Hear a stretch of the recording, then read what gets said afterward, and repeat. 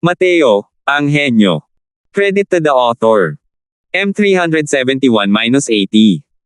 Ang mga pangalan po na nandito ay galing sa mga name generator. Kung meron man pagkakatulad sa mga pangalan ng tao o lugar at pangyayari, ito ay tunay na hindi sinasadya. Tungkol sa pagkakakilanlan ng lalaking nasa katanghaliang gulang, natukoy na ito ni Mateo. Kaya naman, wala naman talagang nakakagulat. Sa totoo lang, nang sumugod ang soul force ni Chendong kay Mateo kanina, ang unang reaksyon ni Mateo ay ang gumanti. Ngunit mabilis siyang tumugon. Malamang na may hinala si Chendong sa kanyang pagkakakilanlan. Kaya naman, mas mabuting pakawalan na niya ang kanyang banal na kaluluwa at hayaang malayang magsuri si Chendong. Hindi gaanong naabot ni Mateo ang mga kasanayan sa pagbabalat kayo. Ngunit sa pagbabalat kayo ng banal na kaluluwa, sino sa lower realms ang makakatapat niya? Bagamat lahat sila ay mga tao, sa iba't ibang antas, ang mga kaluluwa ng tao ay mayroon pa ring kaunting pagkakaiba. Alam ni Chendong ang puntong ito.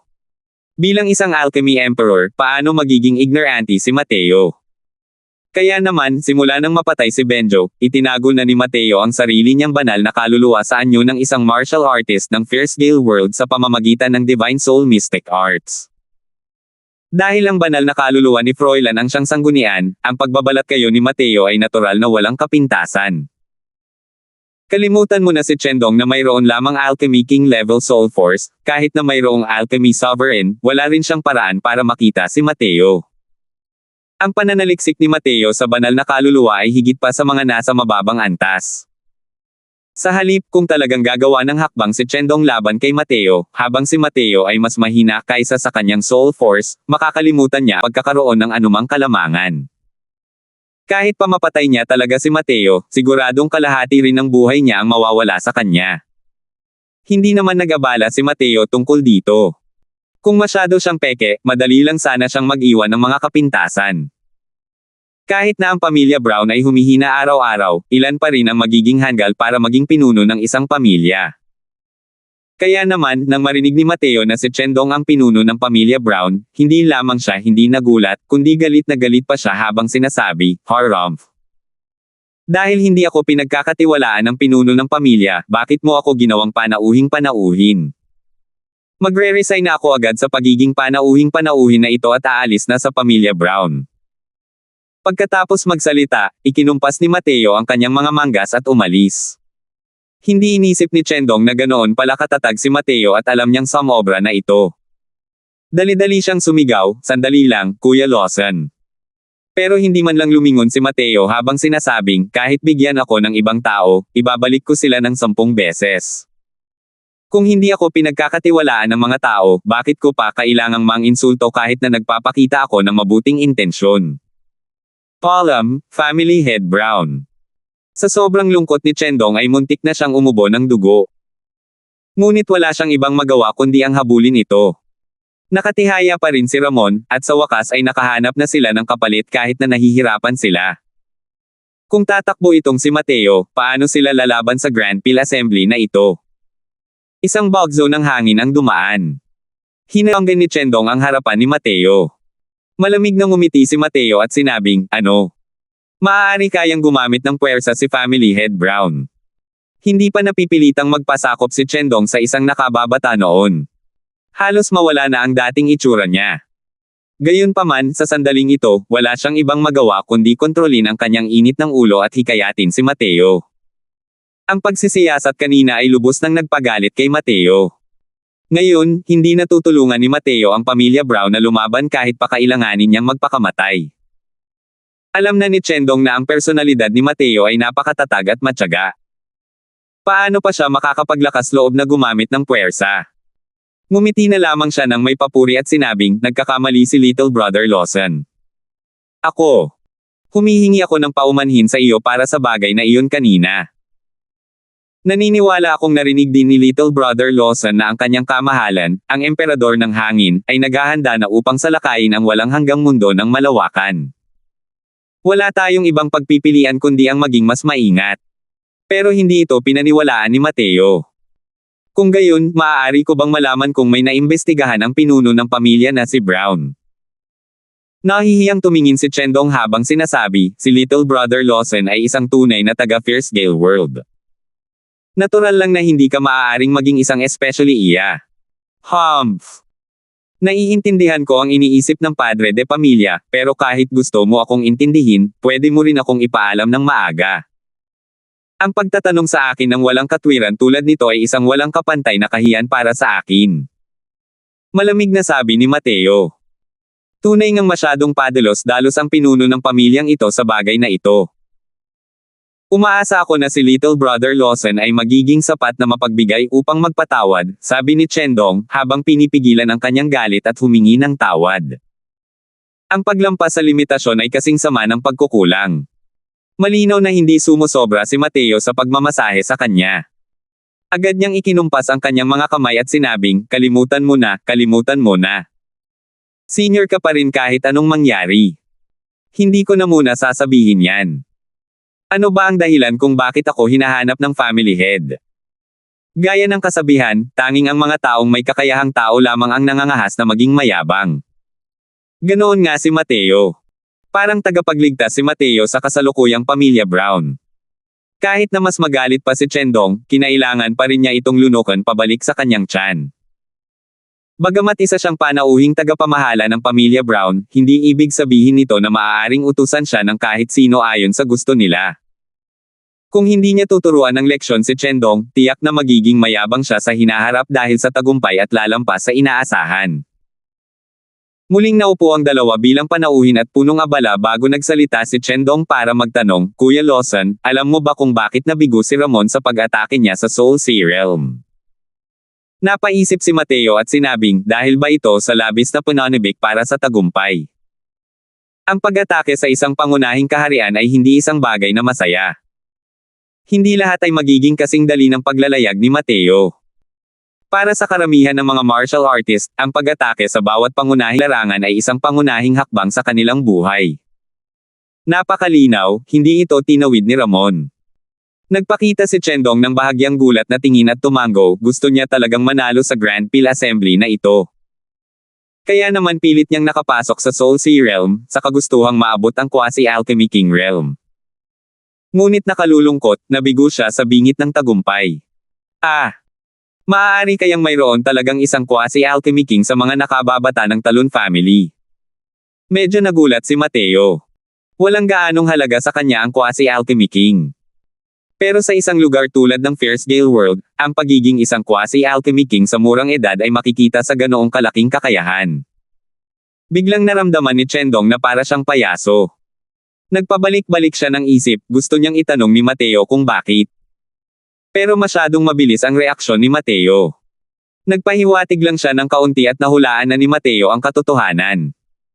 Ang talino talaga ng batang ito. Kakaiba talaga. Tama. Sa totoo lang, pumunta ako rito para ipaalala sa iyo na huwag mong maliitin ang iyong kalaban.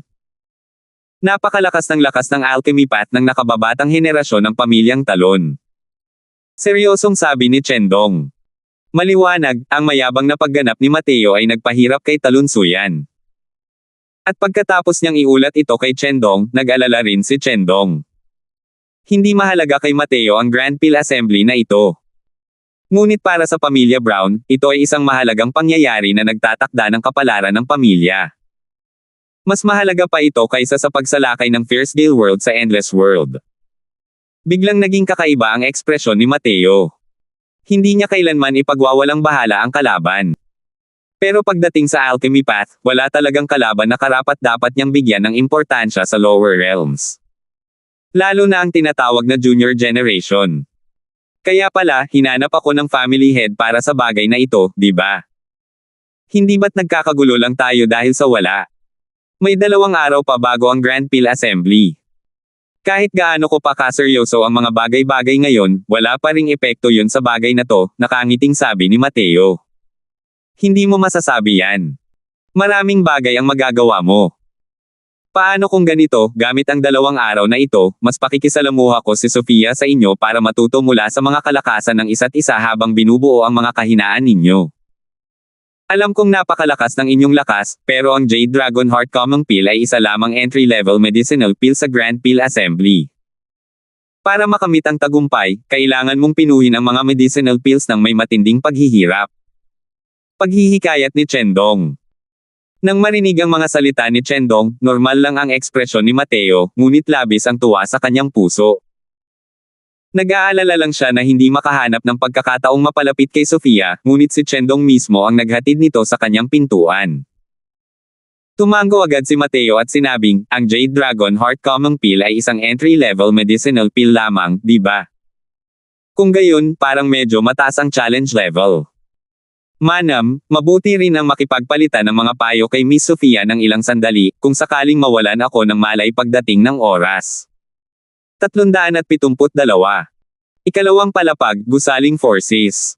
Bahagyang kinagat ni Sofia ang kanyang labi. Ang dulo ng kanyang buhok ay may mga butil ng pawis na halos tumulo anumang oras dahil sa kanyang napakapilit na hitsura. Kasabay ng isang buga, isang ulap ng berdeng usok ang lumitaw sa kalderong panggamot. Maliwanag, isang hurno ng mga walang kwentang tableta ang pino. Bakit? Nasaan ang problema? Ginamit ni Sofia ang likod ng kanyang mga kamay para panasan ang pawis sa kanyang noo habang mukhang hindi siya mapakali sa pagkabalisa. Second miss, huwag mo nang pilitin. Nakumpirma na ang Vastuber Essence Stimulating Pill na ito bilang isang medicinal pill na hindi maaaring pinuhin. Kahit ang family head ay hindi kayang pinuhin ito. Second miss. Pag-alo ni manager talon sa tabi niya. Namuo ang mga luha sa mga mata ni Sofia, ngunit matigas ang ulo nitong ayaw tumulo. Dahil naipasa ang Vastuber Essence Stimulating Pill na ito, imposibleng hindi ito mapino. May mali siguro. Susubukan ko ulit. Kaya ko talagang pinoy nito.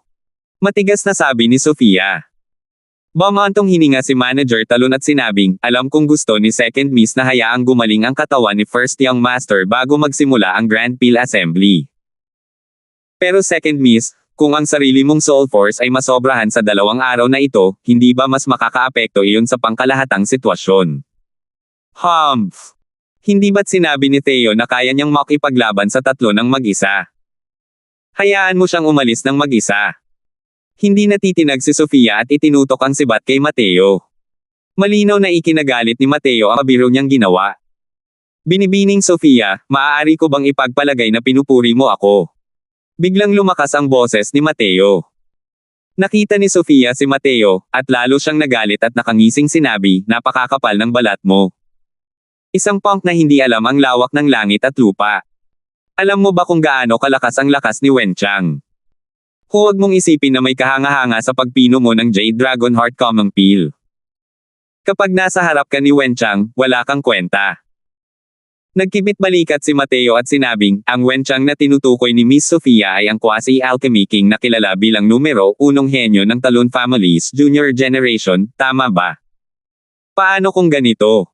Sa Grand Pill Assembly, ako na ang bahala sa kanya at iiwan ko na ang iba sa inyong lahat. Ano ang nararamdaman ni Miss Sofia? Pabayaan mo na yan. Talagang pinalalaki mo ang sarili mong kakayahan. Tama na yang kalokohan mo. Huwag mo akong hadlangan sa pagpino ng mga gamot. Nawalan na ng pasensya si Sofia sa kayabangan ni Mateo. Wala na siyang oras para makipagtalo rito. Isang middle-rank alchemy grandmaster na nakikipag-ugnayan sa isang quasi-alchemy king. Nakakainsulto ba ito sa katalinuhan ng mga tao? Kaya, kasalukuyang nagpipino ng mga table tasks si Miss Sofia, di ba? Kung gayon, kailangan kong mag-aral ng mabuti sa tabi. Biglang naging interesado si Mateo. Gusto rin talaga niyang malaman kung anong klaseng pamantayan ang kinalalagyan ng Sofia na ito. Ang 20 taong gulang ay halos kapareho lang ni Rosie, ngunit ang kanyang lakas ay isang major realm na mas mataas kaysa kay Rosie. Bagamat may suporta ang pamilya Brown sa pagitan nito, hindi na kailangang banggitin pa ang kapangahasan ni Sofia. Ang paghanga ng pamilyang Holmes at Lane kay Sofia ay malamang hindi lamang dahil isa siya sa 2 kagandahan sa kabisera, kundi marahil dahil sa kanyang walang limitasyong potensyal sa alchemy path. Ang pagpapakasal sa isang magiging quasi-alchemy king, o marahil maging sa alchemy king sa kanilang bayan, sulit ang kasunduang ito kahit paano pa ito tingnan. Pero hindi ito pinaniwalaan ni Sofia. Lumayo ka sa akin. Kumunat ang noo ni Mateo at sinabing, sa tingin mo ba ay gusto kong humingi ng pabor sa iyo? Hindi ba't dahil pa rin sa hiniling sa akin ng matandang iyon na makipag-ugnayan sa iyo ng mas madalas, na sinasabing mapapabuti nito ang pamantayan ng alchemy ng lahat? Sa totoo lang, ayaw kong gawin iyon. Napakataas ng aking antas. Paano kung palihim kang matuto mula sa akin? Muntik nang samuka si Sofia ng dugo. Mataas ba ang level mo? Gaano kataas? Pinino mo ba ang isang tier 3 high-grade medicinal pill at sa tingin mo ba talaga ay wala kang talo? May kahihiyan ka ba o wala? Kinumpirma ni Sofia ang opinyon ni Manager Talon. Nang makita niyang bahagyang tumango si Manager Talon, alam niyang totoo ang unang kalahati ng sinabi ni Mateo. Dahil ang Panginoong Ama ang nagpapunta sa kanya, hindi mabuting palayasin siya. Manatili ka sa isang tabi at magmasid ng mabuti. Huwag kang makialam sa aking pagpipino. Kung sisirain mo ang aking pagan ng mga gamot, tingnan mo kung paano kita aalagaan. Babala ni Sofia. Tungkol naman sa huling bahagi ng mga sinabi ni Mateo, pinili niyang baliwalain ito ng direkta. Ang matandang lalaki niya ay isang hari ng alkemiya. Kailangan ba niyang palihim na matuto mula kay Mateo? Pagkatapos sabihin ito, sinimulang pinuhin muli ni Sofia ang Vast Tuber Essence Stimulating Pill. Ang pagpipino ng Vast Tuber Essence Stimulating Pill na ito ay lubhang mahirap. Hindi lamang ito nagkaroon ng napakalaking paggasta sa puwersa ng kaluluwa, kundi ito rin ay isang napakalaking pasanin sa enerhiya ng asensya ng alchemist. Nakapagpino na si Sofia ng 2 hurno ng mga walang kwentang tableta bago pa ito. Kaya naman, hindi nagtagal matapos magsimula ang pagpino na ito, tila nahihirapan siya ng husto. Pero parang si Sofia ay nakikipagtalo sa sarili niya. Mariin at matigang nagngangalit ang mga ngipin. Kalmadong pinagmasdan ni Mateo si Sofia. Gamit ang kanyang paningin, natural niyang nakikita ang kaibuturan ni Sofia. Kahit na maikling panahon lang ito, nakita rin ni Mateo na matibay ang pundasyon ni Sofia. Kahit sa sitwasyon kung saan napakalaki ng gastos, wala ni Katiting na pagkakamali ang lumitaw sa kanyang pagpino. Sa aspetong ito pa lamang, si Sofia ay isang kwalipikadong alchemist. Kahit pareho silang mataas ang ranggong Alchemy Grandmaster Realm, mas malakas si Sofia kumpara kay Zeke at iba pa. Ngunit di nagtagal ay natuklasan ni Mateo na may ilang problemang lumitaw sa pagpipino ni Sofia. Ang pagkontrol sa apoy ay napakahalaga sa pagpapabuti ng Vast Tuber Essence Stimulating Pill. Kailangang patuloy na kontrolin ang mga pagbabago sa temperatura ng medicinal cauldron upang umangkop sa pagbabago ng medicinal pill. Ngunit ang pagpipino ni Sofia ay walang ganitong mga pagbago. Ang temperatura ng kalderong panggamot ay pare-pareho mula simula hanggang katapusan. Kahit na hindi mali ang kanyang pamamaraan sa pagpino, dahil sa kakulangan ng kontrol sa temperatura ng medicinal pill, hindi rin niya kayang pinoin ang tableta. Binibining Sofia, sa tingin mo ba ay mas magiging maayos kung ang medicinal pill na ito ay pino sa ganitong paraan? Biglang singit ni Mateo. Kasabay ng pagsasalita niya, nagpakawala na si Mateo ng isang selyo, at lumubog sa kalderong panggamot. Si Sofia ay kasalukuyang abala sa pagpino. Dahil sa hindi inaasahang pagdating ng selyong ito, agad niyang naisip ang patayin si Mateo. Ngunit ang Vast Tuber Essence Stimulating Pill ay pinoproseso na. Ang pagsuko sa oras na ito ay magiging sanhi ng hindi pagkumpleto ng lahat. Pipilitin lamang niyang pigilan ang galit sa kanyang puso at tumitig ng matalim kay Mateo. Inilabas ni Mateo ang kanyang dila para ipakita ang kanyang kawalang kasalanan at napaurong sa isang tabi dahil sa hiya. Pero sa sandaling ito, nagbago ang ekspresyon ni Sofia. Dahil natuklasan niya na dahil sa pagkagambala ni Mateo, hindi lamang nasira ang medicinal pill, mas lalo pa itong tumigas. Malinaw na naalala ni Sofia na noong nakaraang pagpipino, tila mawawalan siya ng ganap na kontrol sa medicinal pill sa oras na ito. Bakit sa pagkakataong ito ay may mga senyales na nabubuo na ang tableta? Hindi namamalayang naalala ni Sofia ang eksena kanina. Nang tumama ang selyo ni Mateo, tila walang pagbabago sa medicinal pill, bagkus. Tila nabawi nito ang isang bahagi ng enerhiya ng kanyang asensya. Dahil nga sa nakansela ang bahaging ito ng enerhiya ng asensya kaya tila nagkaroon ng ilang pagbabago sa temperatura ng kaldero. Maaari kayang kapag pinipino ang Vast Tuber Essence Stimulating Pill, kailangan laging alamin ang temperatura ng kaldero ayon sa proseso ng pagpino ng medicinal pill. Labis na ikinagulat ni Sofia ang natuklasang ito. Nagsimula siyang mag-eksperimento sa pagtaas o pagbaba ng isang bahagi ng enerhiya ng asensya upang makontrol ang temperatura ng koaling panggamot. Ang pag-unawa sa temperatura ng kaldero ay pangunahing kasanayan ng isang alchemist. Ngunit ang mga taong tunay na nakakaunawa ng mabuti sa temperatura ng kaldero ay napakabihira. Ilang sandali pa ang lumipas, at basang-basa na ng pawis si Sofia. 373. Ang pagkontrol ng apoy ay parang pagluluto. Madali lang magluto ng putahe, pero napakahirap magluto ng masarap na putahe, lalo na iyong mga masalimuot na putahe. Ang kontrol sa apoy ay kailangang maging tumpak hanggang sa sukdulan. Ang vast tuber essence stimulating pill sa loob ng medicinal cauldron ay parang isang putahe na may napakakomplikadong mga pamamaraan.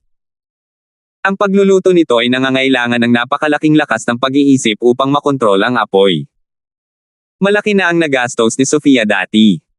Ngayon, natural na mas mahirap pa ito. Ngunit ang lakas ng loob ni Sofia ay nagbigay kay Mateo ng ibang pananaw kumpara dati. Sa sitwasyon kung saan ang enerhiya ng asensya at puwersa ng kaluluwa ay umabot sa limitasyon, pilit siyang nagpumilit. Pampawi ng tableta. Magiliw na sigaw ni Sofia. May mahinang tunog ng pagsabog na nagmumula sa loob ng koaling panggamot.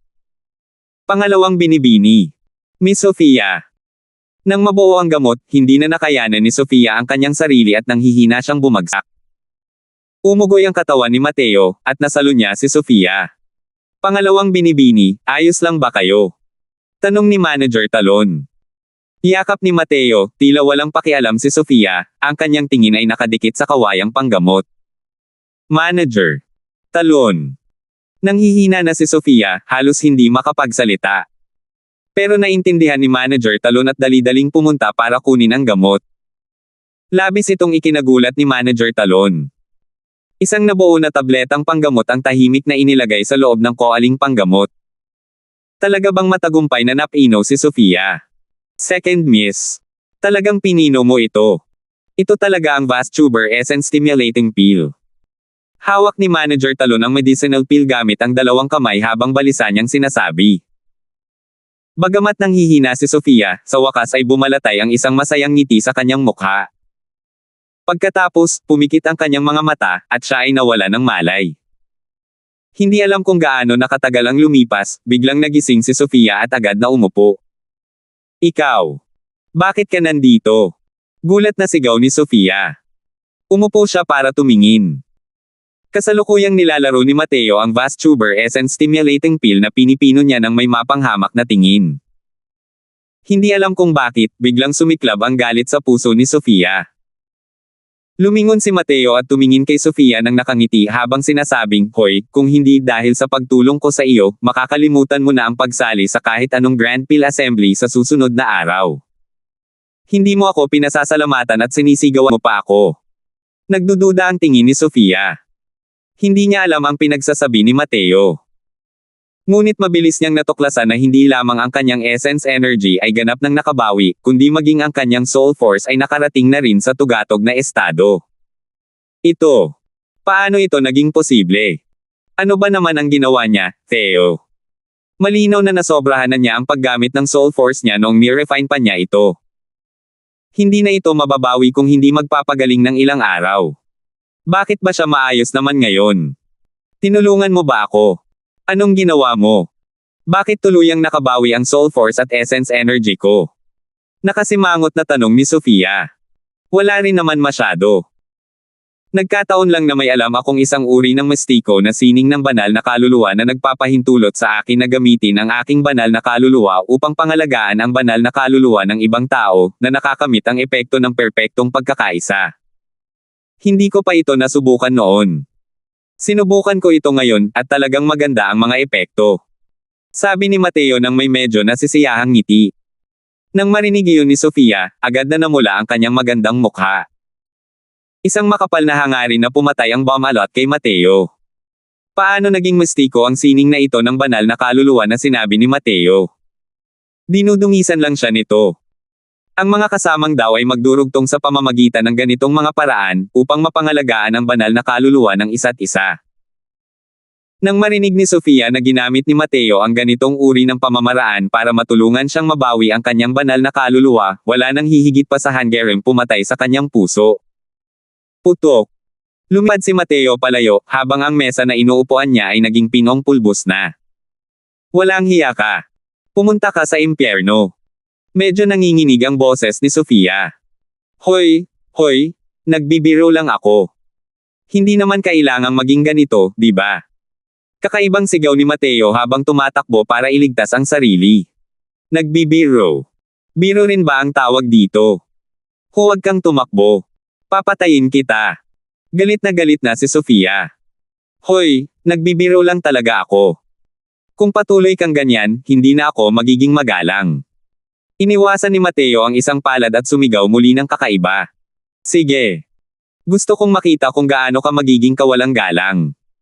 Gamit ang lakas ni Sofia na nasa late-stage crystal formation realm, paano siya matatakot kay Mateo, ang banta ng isang second-level crystal formation realm. Pero sa sumunod na sandali, tuluyan na siyang natamba. Sumipol ang kanyang palad, dumiretso sa mukha ni Mateo. Ngunit sa sandaling ito, isang medicinal pill ang biglang lumitaw sa kanyang harapan. Ito mismo ang Vast Tuber Essence Stimulating Pill na pinaghirapan niyang pinino. Ang Vast Tuber Essence Stimulating Pill na ito ay ginamit upang tulungan si Ramon na mabawi ang kanyang lakas. Mas gugustuhin pa niyang gamitin ng sobra ang kanyang soul force at hindi na siya makakasali at kailangan niya itong pinuhin. Paano niya ito makakayanang sirain?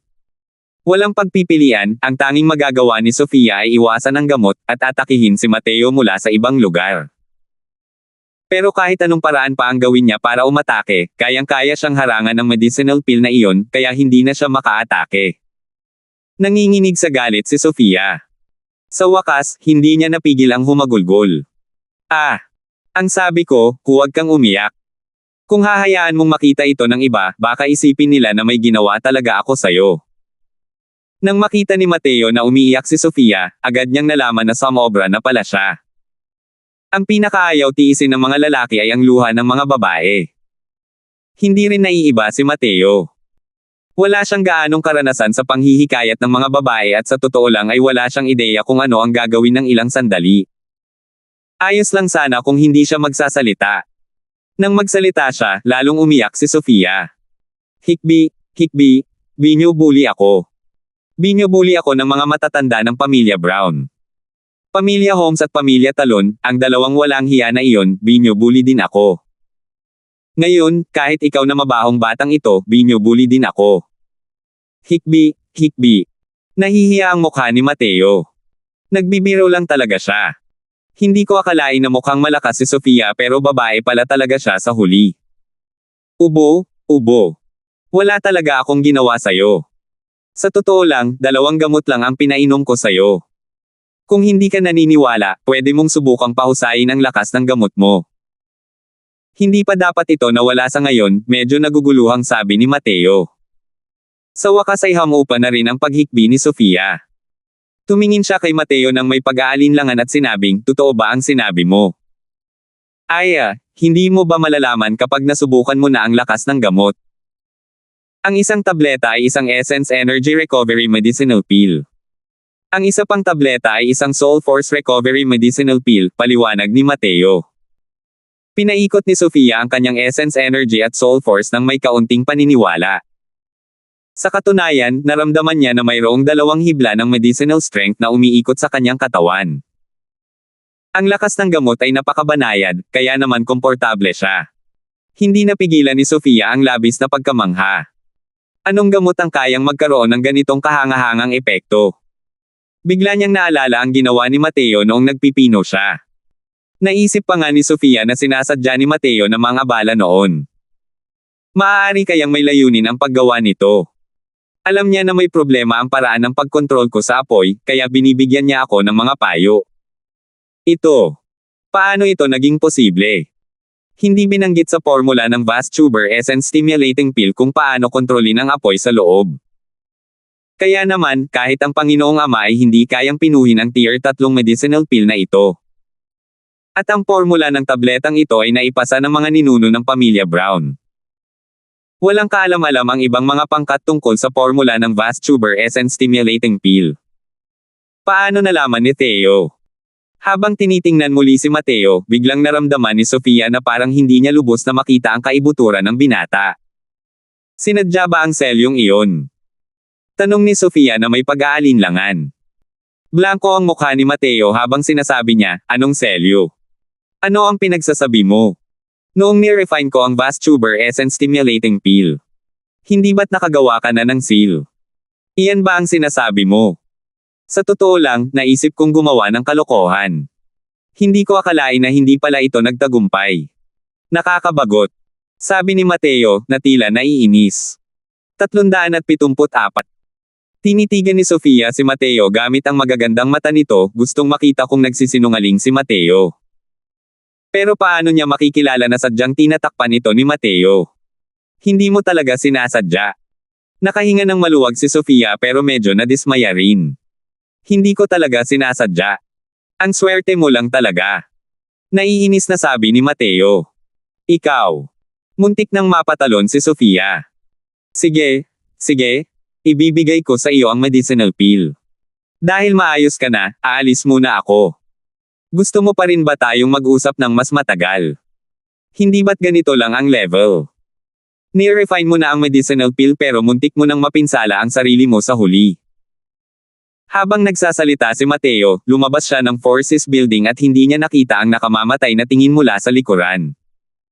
Natural lang na sinadya ito ni Mateo. Hindi ito ang walang hanggang mundo. Ayaw niyang masyadong mapansin.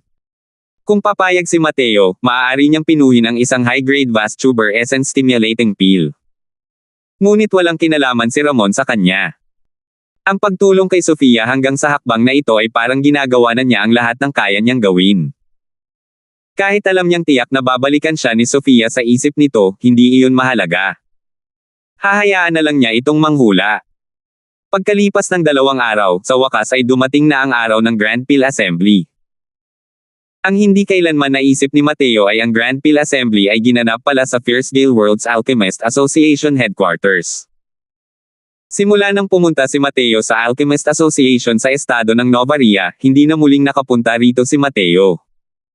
Kuya Lawson, ako ang magpapaabala sa iyo para sa Grand Pill Assembly ngayon.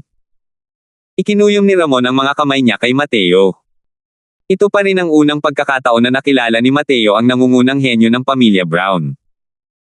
Mukha siyang mabait at mahinahon magsalita, na may pinong kilos, na nagbibigay ng magandang impresyon sa mga tao sa unang tingin pa lang.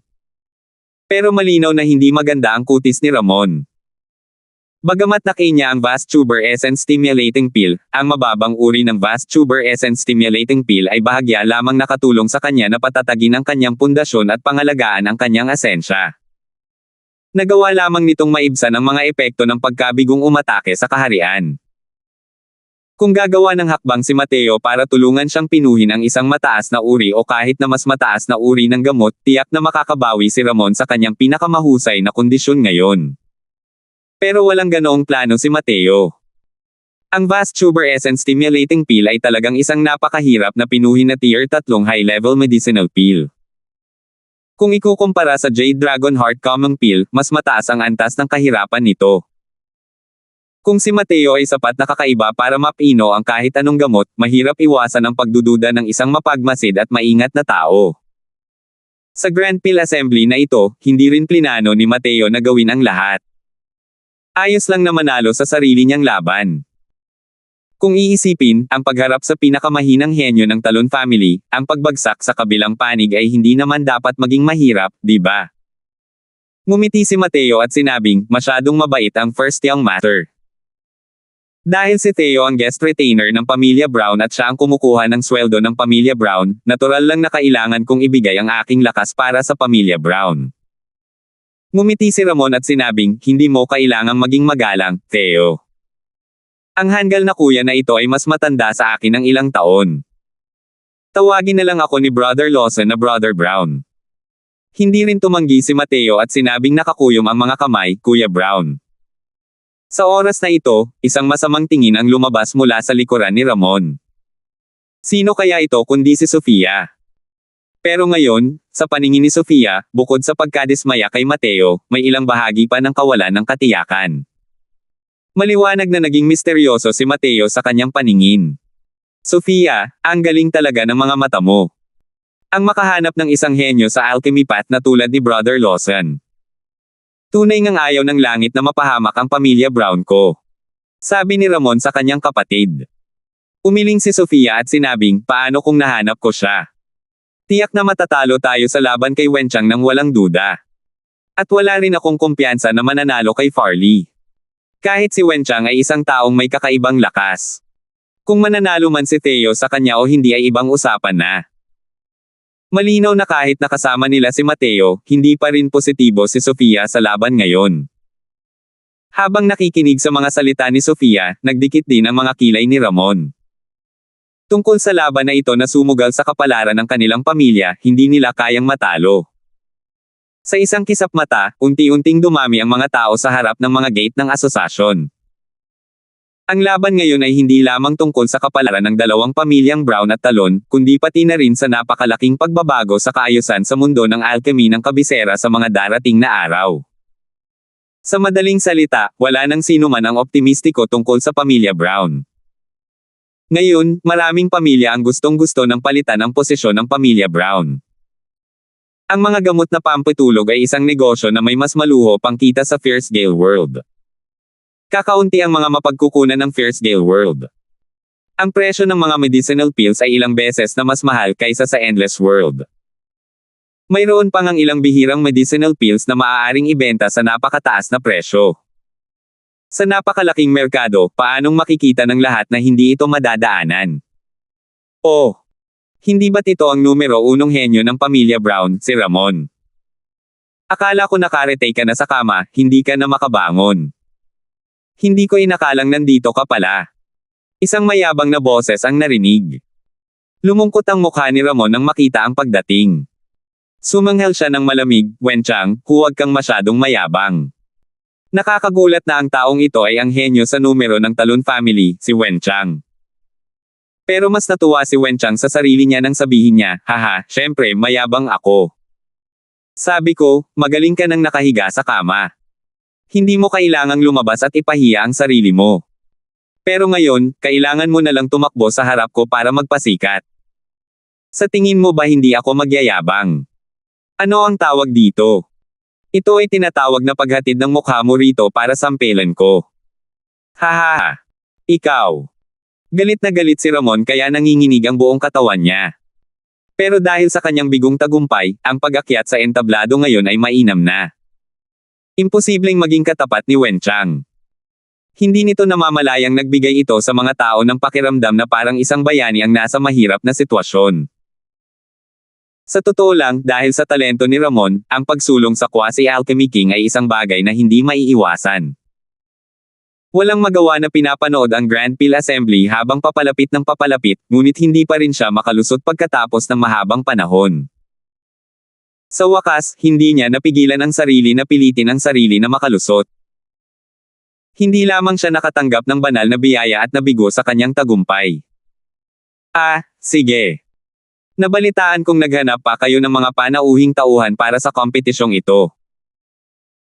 Nakakalungkot talaga ang pamilya Brown ninyo, para hindi man lang kayo makapagsama-sama ng tatlong alchemist para umakyat sa entablado. Manem. Ito na ba ang kapalit na natagpuan ninyo? Mukhang ordinaryo lang. Tumingin si Wenchang kay Mateo nang may bahagyang ngiti. Ngunit hindi pinansin ni Mateo ang pangungutya ni Wenchang. Ang kanyang atensyon ay nakatuon lamang sa taong nasa likod ni Wenchang. Medyo mapurol ang mga mata ng taong iyon, halatang naiiba sa mga normal na tao na para bang wala siyang sariling iniisip. Ang taong ito ay walang iba kundi ang nakatatandang si Mateo, si Chendo. Pilit na pinigilan ni Mateo ang sarili niyang nababagabag na emosyon, at ang ekspresyon sa mukha niya ay gaya ng dati. Hindi rin tumingin ang mga mata niya kay Chendo. Pero tungkol sa mga sinabi ni Wenchang, walang kahit isang salita ang pumasok sa isip ko. Ngunit sa pananaw ni Wenchang, ang kanyang pangungutya ay parang batong nahuhulog sa karagatan. Ito ay lubos na binaliwala. Dahil dito, hindi niya lubos na napreserba ang kanyang mukha. Kinakausap kita, bastos. Hindi mo ba narinig? Seryosong sabi ni Wenchang. Muling hindi pinansin ni Mateo ang mga sinabi niya. Hahaha. Ramon, nakahanap pala ang pamilya mo ng tanga para harapin ang problema. Sa tingin ko dapat na kayong lahat ay umamin na ngayon din. Ano pa ba ang kailangan mong paglalabanan? Gustong gamitin ni Wenchang ang tawa para mawala ang kanyang kahihiyan. Maliban. Lahat ay tumingin sa kanya na parang nakatingin sila sa isang tanga. Dahil kahit gaano pa katanga ang pamilya Brown, hindi rin sila makakahanap ng hanggal na sasali sa isang napakahalagang Grand Peel Assembly. Nang makitang walang sumasagot, tuluyang nalungkot si Wenchang, at kumilos siya, at sinunggaban si Mateo. Sa pagkakataong ito, gumalaw si Mateo. 375.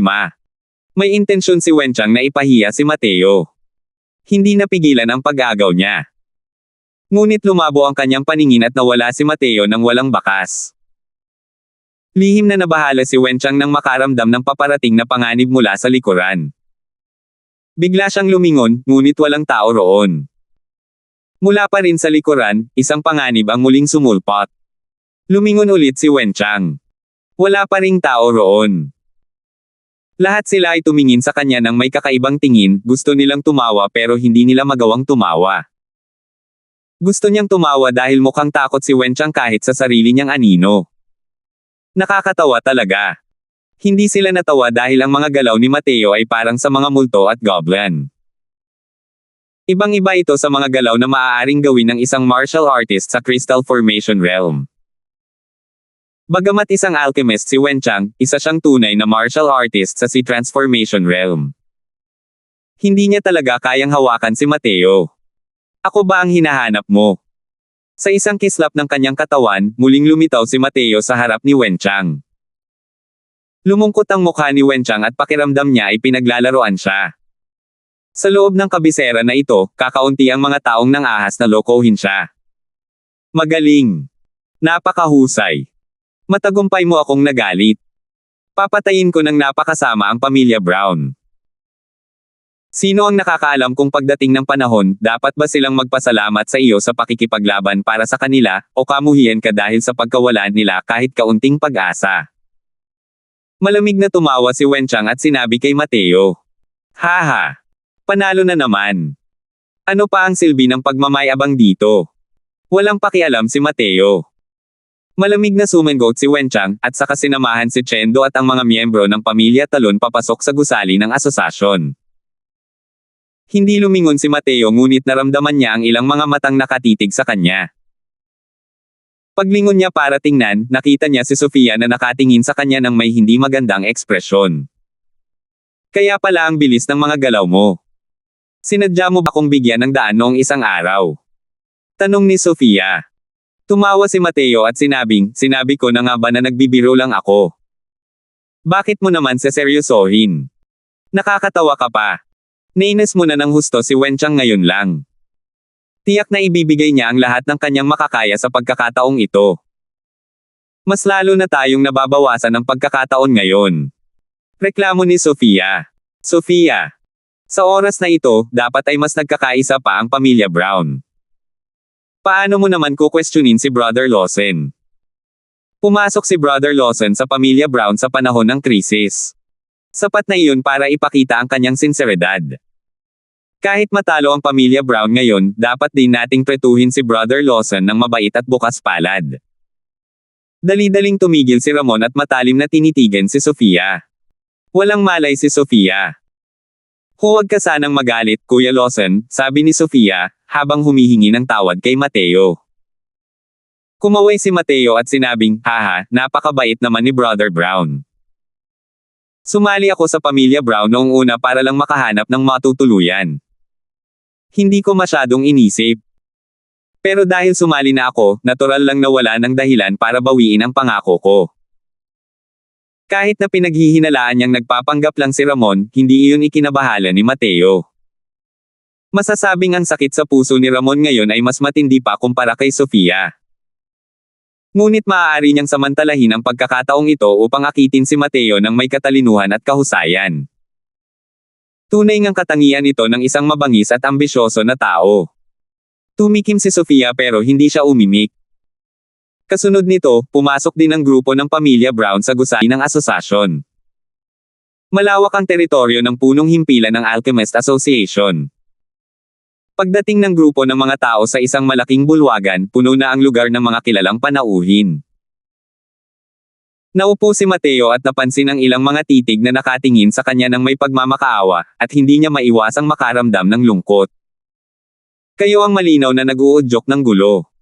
Bakit ninyo pinamukha na may utang ako sa inyo? Ano ba to? Pero kung iisipin, ang iilang taong iyon ay dapat na nasa junior generation ng Talon family. At sa puntong iyan, ang lakas ng nakababatang henerasyon ng pamilyang Talon ay talagang mas malakas kaysa sa pamilyang Brown. Bahagyang pinakawala ni Mateo ang kanyang pandama at natuklasan ang ilang matataas na ranggong alchemy grandmasters, higit pa sa iilang kasalukuyang nasa entablado. Kung titingnan ang panig ng pamilya Brown, bukod kay Ramon at sa kapatid niya, halos wala ng alchemy grandmasters.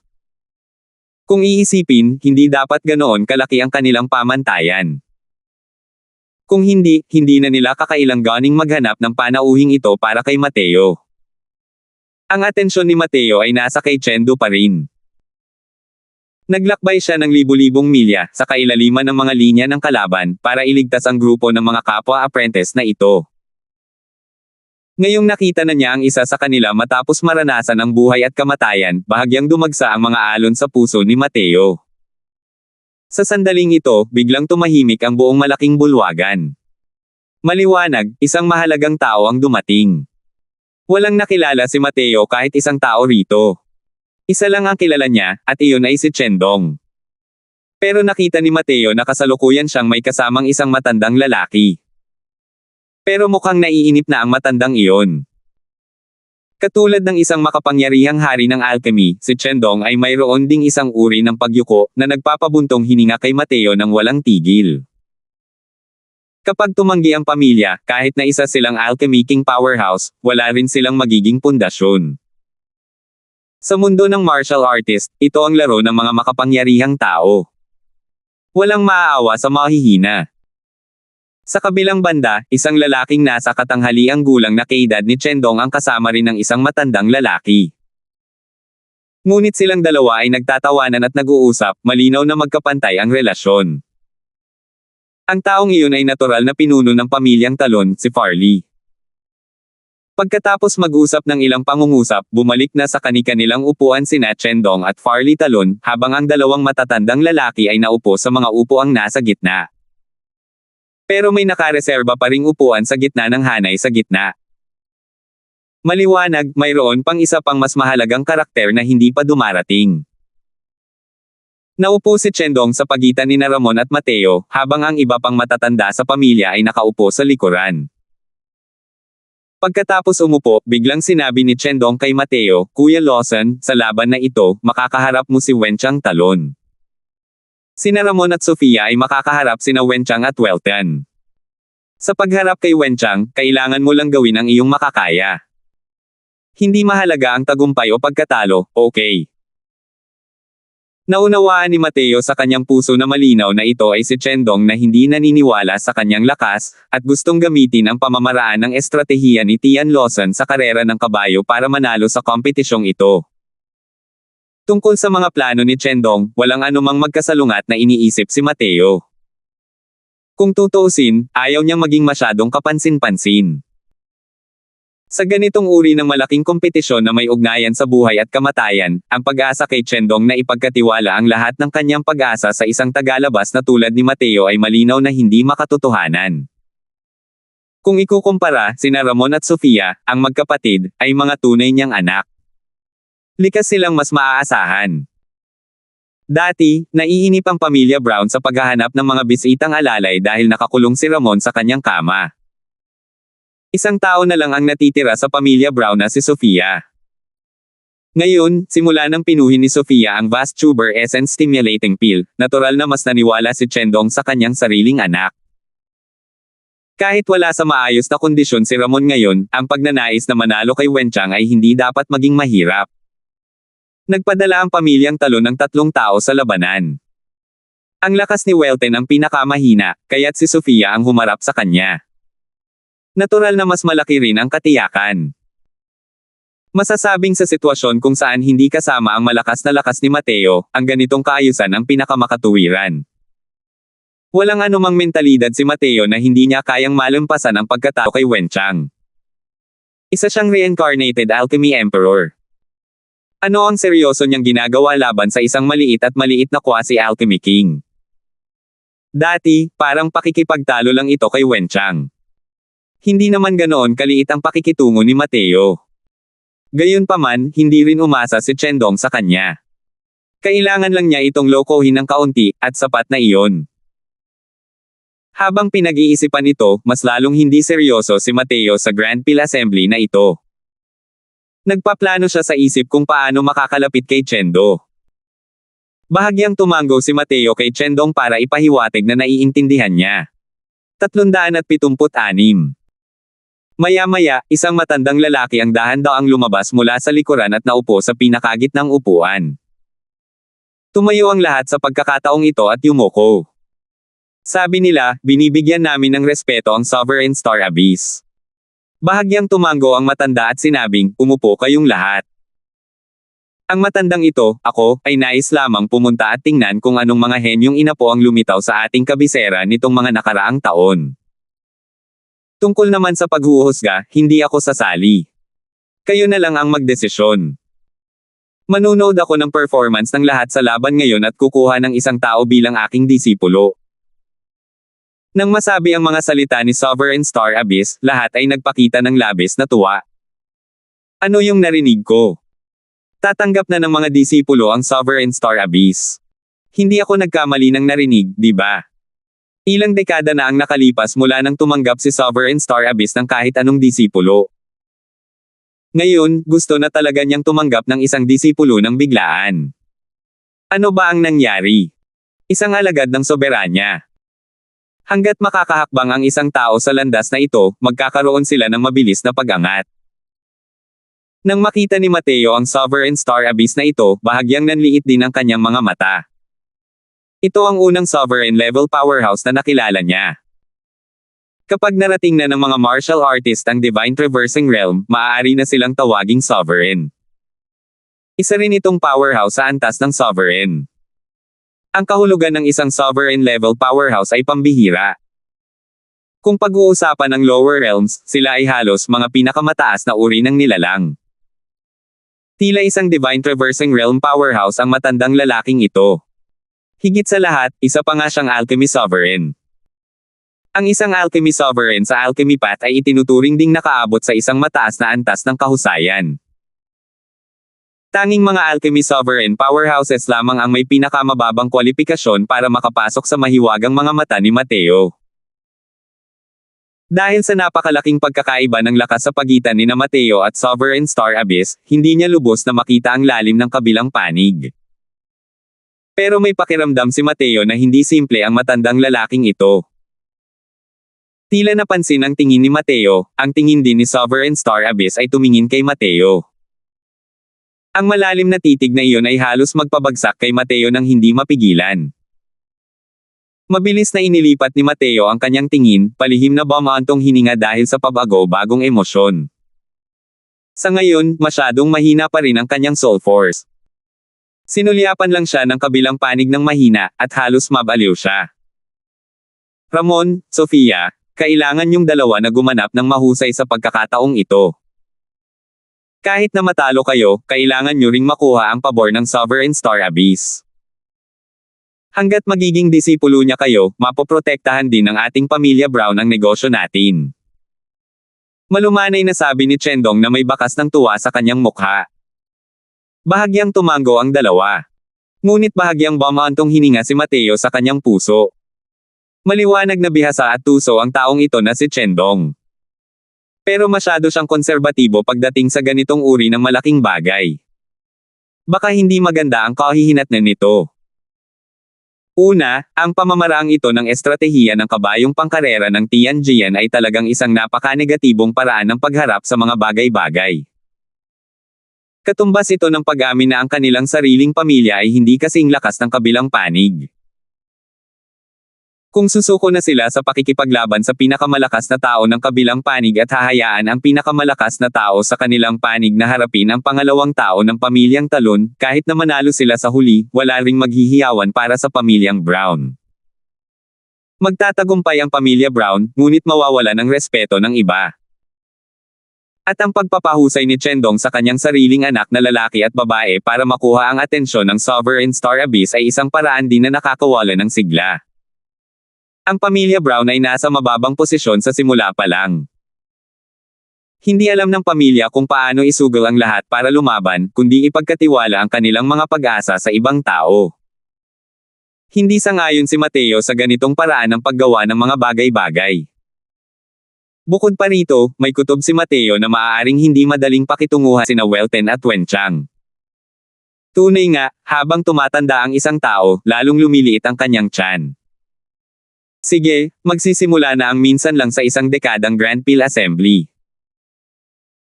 Karamihan sa mga taong nandito ay kilala ang matandang ito, pero mas mabuting ipakilala muna ng matandang ito ang kanyang sarili. Ako ang unang elder ng Alchemist Association, si Morris Yang. Ang Grand Peel Assembly sa pagkakataong ito ay ako ang mag-ho-host. Habang nagsasalita rito, tumikim si Morris. Sabay na tumayo sina Chendong at Farley at sinabing, kailangan kong abalahin sina Sovereign Star Abyss at Elder Yang. Bahagyang tumango si Morris at nagpatuloy, nagsalita na si Sovereign Star Abyss. Mapalad ang mga nakababata ng pamilyang Brown at Talon. Halos 50 taon nang hindi tumatanggap ng mga disipulo ang Sovereign.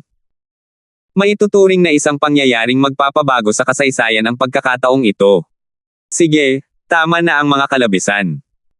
Naipadala na sa akin ng dalawang pamilyang Brown at Talon ang listahan ng mga pangalan ng mga labanan.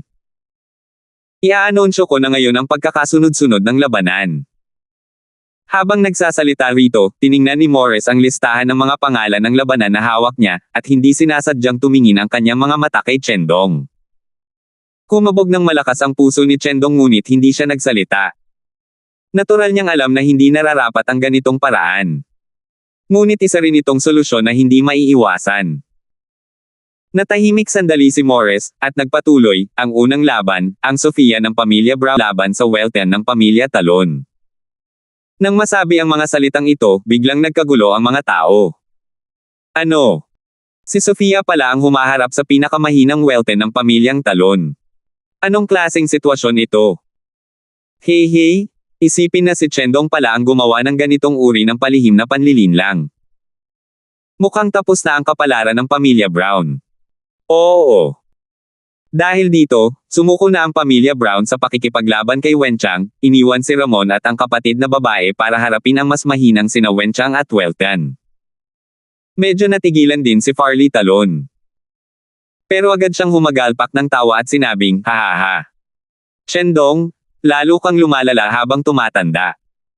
Ang pagbagsak ng pamilya Brown sa iyong mga kamay ay isang bagay na may katuturan din.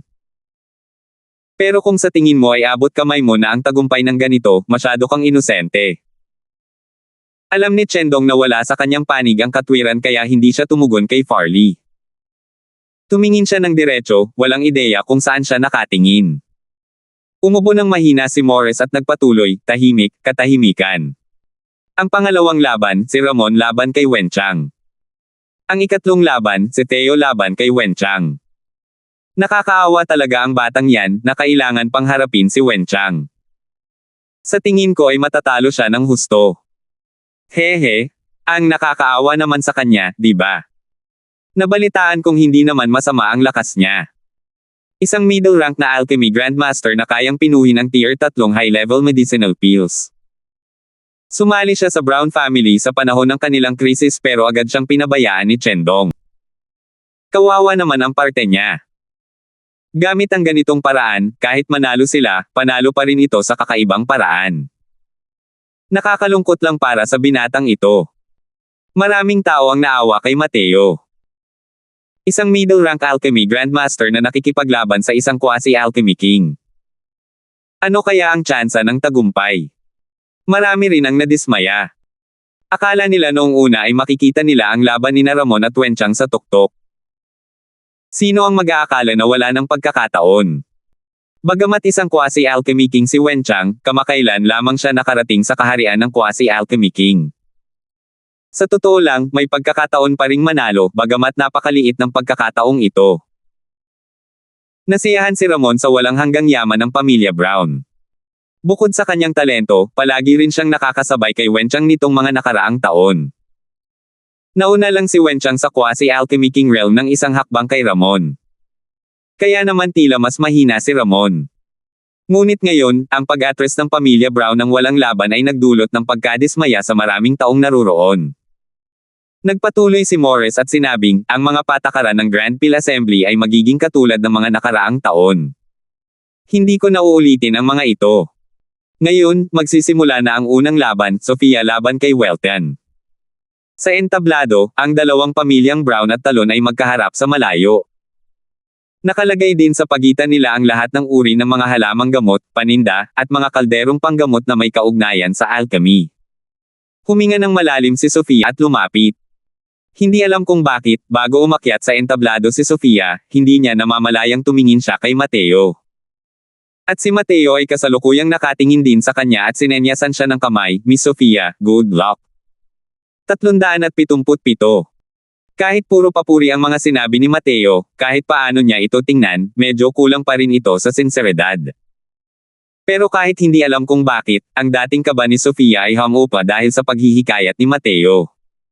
Tinitigan niya ng masama si Mateo at lumapit sa lugar ng labanan. Sok! Binabaliwala mo na ang mabubuting intensyon. Naiinis na bulong ni Mateo sa sarili. Sa oras na ito, isang hari ng mala-alkemiya ang dumating sa arena. Maliwanag na siya ang taong nagpapanatili ng kaayusan sa lugar, habang ang pangwakas na desisyon ay kay Morris pa rin at sa iba pang anim na hari ng alkemiya. Kung tungkol naman kay Sovereign Star Abyss, pumikit siya mula sa simula pa lang, mukhang natutulog lang, na parang walang kinalaman sa kanya ang lahat ng nangyayari rito. Ang unang tugma, bumubuo ng mga medicinal pills. May mga taong maghahatid agad ng 100 uri ng spirit medicines. Kailangan ninyong dalawa na pag-iba-ibahin ang 100 uri ng spirit medicines at malayang pagtugmain ang 100 uri ng spirit medicines na ito, para makabuo ng mga formula ng tableta. Sa huli, ang makakabuo ng pinakamaraming formula ng tableta ang siyang mananalo. Paliwanag ng mala-alchemy king na iyon. May mahabang mesa sa gitna. Nang matapos magsalita ang hari ng mala-alkemiya, may ilang mukhang apprentice na naglabas ng sunod-sunod na tangkay ng mga gamot na espiritu. Mga tier 2, tier 3, at iba pa. Sina Sofia at Welton ay pumunta sa isang gilid ng arena at nagsimulang pag-iba-ibahin ang mga gamot na ginagamit sa espiritu. Sinusubok talaga nito ang mga pangunahing kasanayan ng alchemist. Ang mabilis at tumpak na pagtukoy ng mga gamot na may kinalaman sa espiritu ay isang mahalagang kasanayan para sa mga alchemist. Ngunit sa ganitong uri ng Grand Peel Assembly na siyang nagtatakda ng kapalaran ng dalawang pamilya, ang pagtukoy sa mga gamot na ginagamit sa espiritu ay malinaw na hindi isang madaling bagay. Totoo ngang mapag-iba ng dalawang tao ang karamihan sa mga gamot na ginagamit sa espiritu. Pero tiyak na may ilang bihirang makitang gamot na hindi pa nakikita ng dalawa noon. Sa ganitong sitwasyon, kailangan tingnan kung matibay ba ang pundasyon ng alchemist o hindi, at kung matutukoy nila ang mga ito sa pamamagitan ng mga tala sa mga libro. Matandang Leo, sa tingin mo, sino sa kanilang dalawa ang mananalo? Tanong ni Morris sa isang matandang lalaki sa tabi niya. Ang matandang lalaking ito ay isa ring alchemy king powerhouse. Si Elder Hansel Lanten ng Alchemist Association. Sabi ni Hansel, napakataas ng talento ni Sofia, ng babaeng ito. Walang hanggan ang kanyang mga nagawa sa hinaharap. Nakakalungkot lang na hinaila siya pababa ng pamilya Brown. Si Welton ay 7 hanggang 8 taong gulang na mas matanda kaysa sa babaeng iyon, ngunit mas matibay ang pundasyon nito kaysa sa kanya. Sa aking palagay, ang resulta ay dapat nasa 50-50. Tumanggaw si Morris at sinabing, sa totoo lang, sa tingin ko ang pamilya Brown ay si Sofia lang, ang babaeng ito, na kayang makipagkompetensya kay Wenchang. Natalo na ni Wenchang si Ramon na batang iyon. Kung mahusay ang pagganap ni Sofia, marahil ay maaari na niyang hayaan si Lord Star Abyss na tanggapin siya bilang disipulo nito. Sumang-ayon si Hansel at sinabing, matagal nang nag-aaway ang dalawang batang ito. Sa pagkakataong ito, sila na ang magdedesisyon kung sino ang mananalo. Pero narinig ko na si Ramon, ang batang ito, ay nakasali sa Grand Pill Assembly ngayon dahil pinino ni Sofia ang vast tuber essence stimulating pill. Mukhang mas mataas pa ang talento ng babaeng ito kaysa sa kapatid niya. Gulat na bulalas ni Morris, mayroon nga palang ganoon. Hindi nakakapagtaka. Ang pag-atake sa cultivation realm at pagkabigo ang pinakamahirap. Bagamat mayroon ang pamilya Brown ng kumpletong formula ng vast tuber essence stimulating pill, hindi nila nagagamit ang paraan ng pagpipino. Isipin mo na lang na matagumpay itong napino ni Sofia. Nang magsimula sina Sofia at Welton, ang iba ay masigasig na nag-uusap. Mayroong isang maingay na pormasayon sa paligid ng arena. Hindi ito marinig nilang dalawa. Pero marami ang mataas ang tingin sa potensyal ni Sofia. Bagamat sa lakas, maaaring hindi matalo ni Sofia si Welton. Gayunpaman, hindi kayang matalo ng pamilya Brown. Kailangan nilang manalo ng lubusan sa unang dalawang laban. Kung hindi, ang kahihinatnan lamang ay ang pagkatalo. Ang bilis ng dalawang tao sa pagtukoy sa kanilang sarili ay napakabilis noong una. Ngunit sa likuran, kitang-kita ang pagbagal ng kanilang bilis, lalo na kay Sofia. Ang bilis niya ay kapansin-pansing mas mabagal kaysa kay Welton. Siyempre, ang pinakamahalaga pa rin ay ang komposisyon ng mga gamot na panggamot. Hanggat ang mga gamot na binubuo sa isang panig ay mas marami kaysa sa kabila, kahit na hindi pa lubusang matukoy ang mga gamot na ginagamit sa espiritu, mananalo pa rin ang mga ito. Paulit-ulit na naghinuha si Sofia, paulit-ulit na sinusuri ang mga nangyari, bago isinulat ang mga sagot sa huling sandali. Hindi rin naman ganoon kagaling si Welton. Halos sabay na ibinigay ng dalawang tao ang kanilang mga sagot. Ang mga sagot ay nakasara sa loob ng mga jade sleep. Hindi alam ng magkabilang panig kung ilang sagot ang isinulat ng kabilang panig. Ibinigay ng mala-alkemyang hari na nag-ho-host ang mga selyadong sagot kay Morris. Sinimulan ng 7 hukom na suriin at verifikahin ang mga sagot. Inilagay ni Morris ang mga jade slip ng dalawang tao sa isang spirit artifact. Mabilis na naiproyekto sa dingding ang mga laman ng jade slip. Si Sofia ay sumulat ng 73 uri ng pangalan ng mga gamot na espiritista. Si Welton ay sumulat ng 75 uri ng pangalan ng mga gamot na espiritista. Sa laban tungkol sa mga pangalan ng mga gamot na espiritista, nanalo si Welton ng may maliit na lamang. Ngayon, titingnan natin ang mga formula ng tableta na isinulat nilang dalawa. Mabagal na narinig ang boses ni Morris. Pinigilan ng lahat ang kanilang paghinga. Habang nagsasalita, muling nagpasok si Morris ng isa pang jade slip sa spirit artifact. Lumitaw din sa dingding ang laman ng jade slip.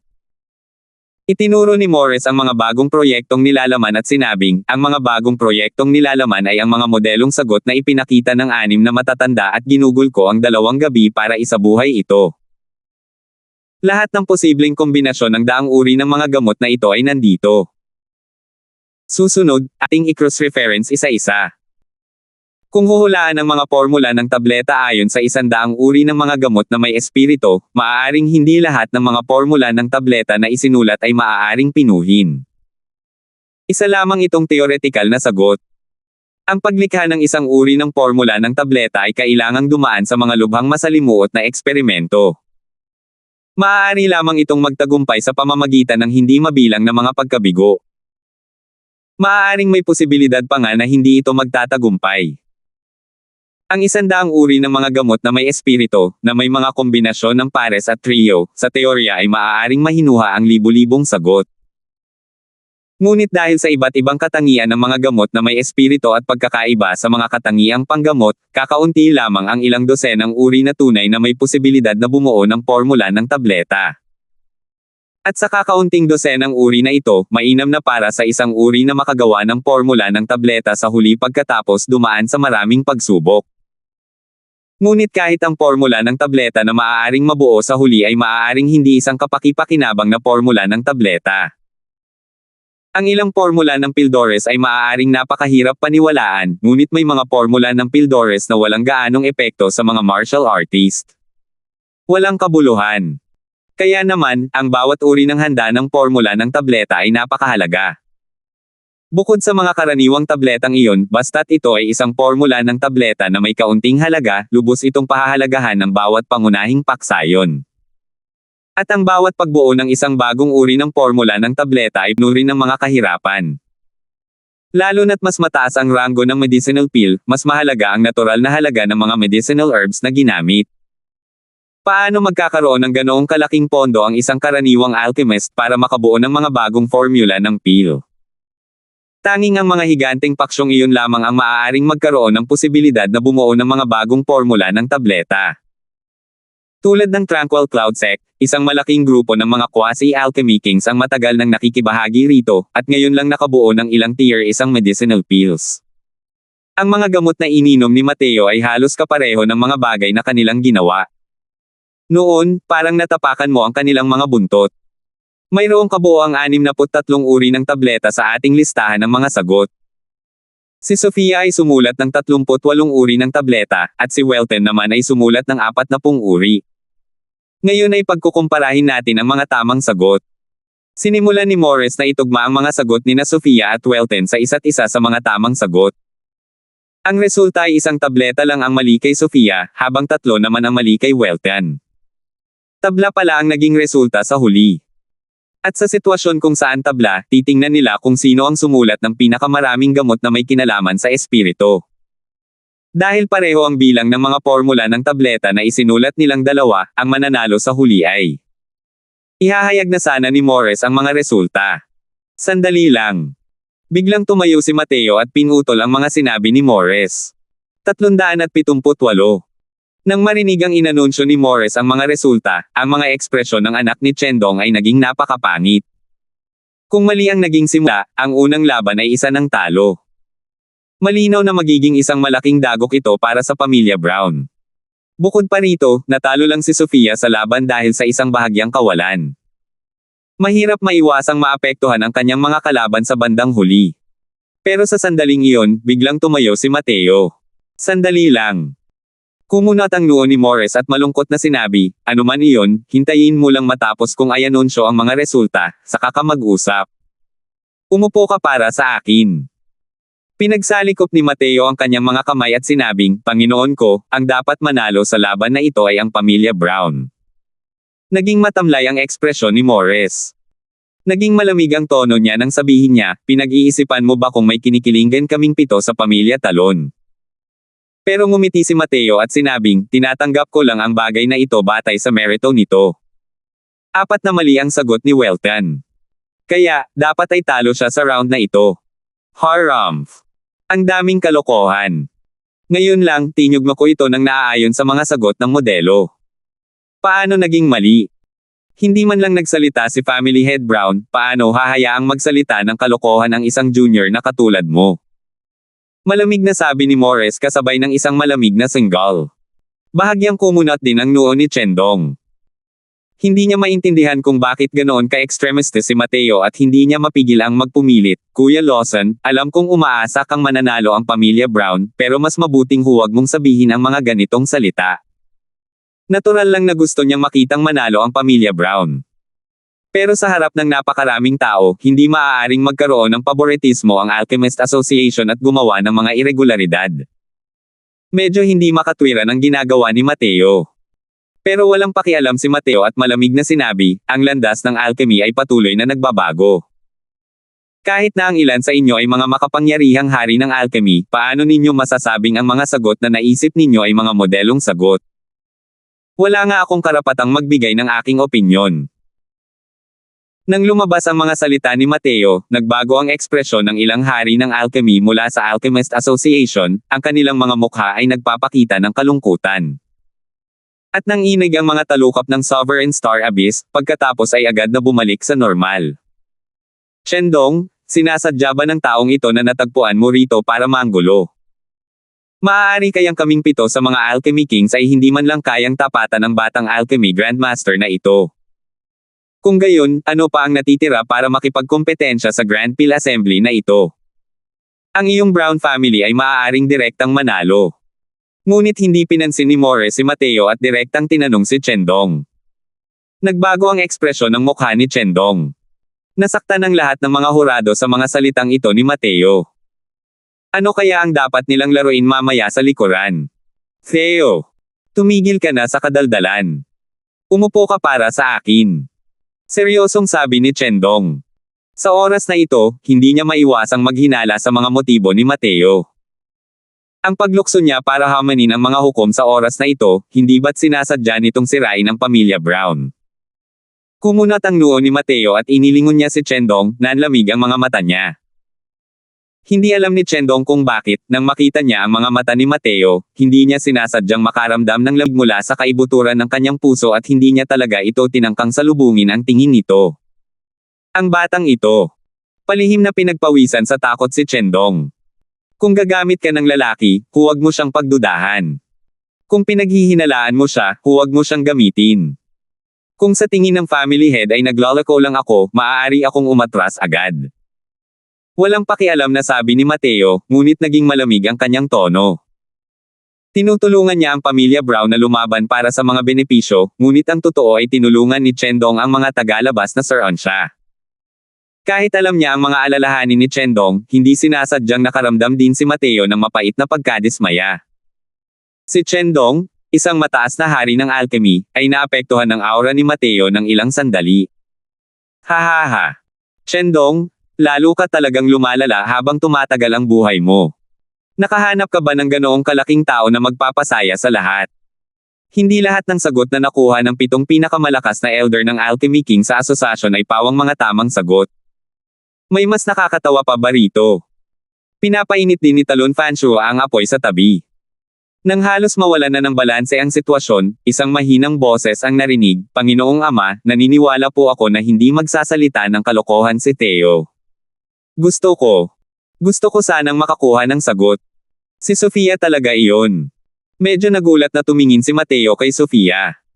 Hindi niya inakalang lalapit pala ang babaeng ito para ipagtanggol siya sa oras na ito. Kahit na si Sofia ay isang bihirang makitang henyo, na napapalibutan ng isang grupo ng mga Alchemy Kings, medyo kinakabahan pa rin siya sa kanyang puso. Pero dahil naranasan niya ang mga nangyari nitong mga nakaraang araw, lalo na ang pagganap ni Mateo sa pagpino ng Vast Tuber Essence Stimulating Pill, naramdaman ni Sofia na marahil ay hindi naman talaga mali ang sinabi ni Mateo. Sa simula, plano na ni Mateo na umalis. Pero binaliwala niya ang ganoong klaseng pag-iisip sa sandaling iyon. Muling nagdulot ng malaking kaguluhan ang mga salita ni Sofia. 2 Alchemy Grandmaster ang nagtatanong sa 7 dakilang elder ng Alchemy King ng Alchemist Association. Ito ay labis na nakakagulat.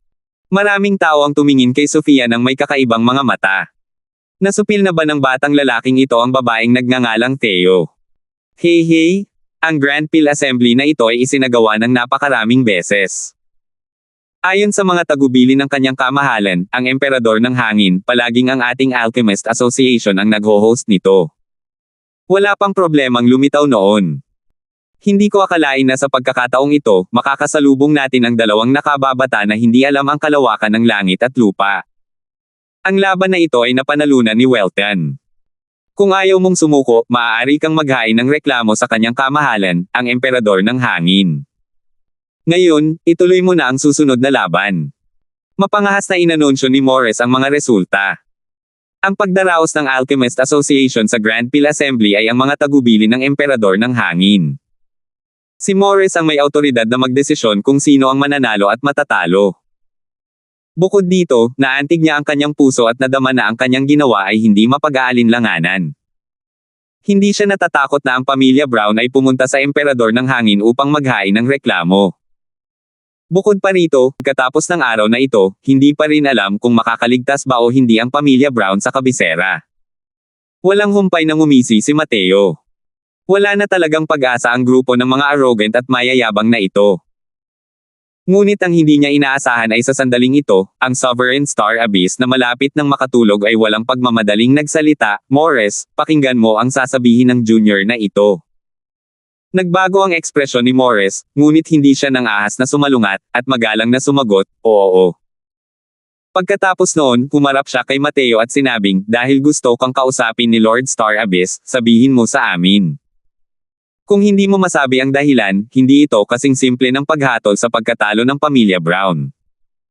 Paaalisin ka rin sa Grand Peel Assembly. Medyo nagulat si Mateo ngunit ayaw niyang pakialaman si Morris. Malamig niyang sinabi, ang Wash Star Grass at Vermilion Spirit Fruit ang pangunahing sangkap.